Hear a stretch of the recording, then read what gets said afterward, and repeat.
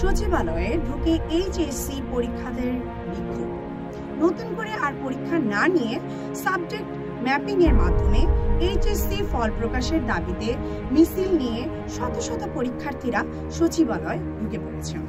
মঙ্গলবার দুপুর 2টার দিকে পুলিশি বাধা উপেক্ষা করে 0 পয়েন্টের দিকে গেট দিয়ে তারা সচিবালয়ে ঢুকে পড়ে।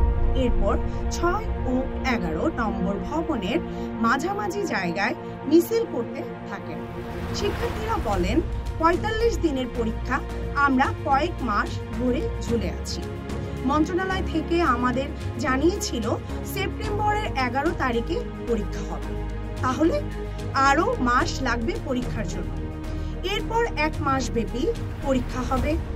এর এত সময় নিলে আমাদের ফল প্রকাশ করবে কখন, আর আমরা ভর্তি হব কখন?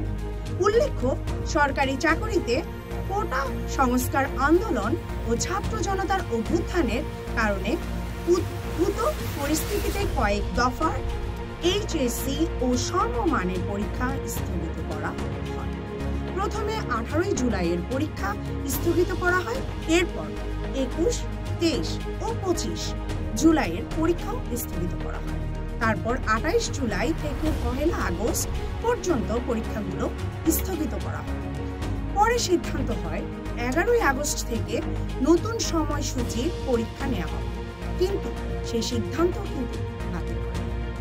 ধন্যবাদ সবাইকে। আসসালামু আলাইকুম।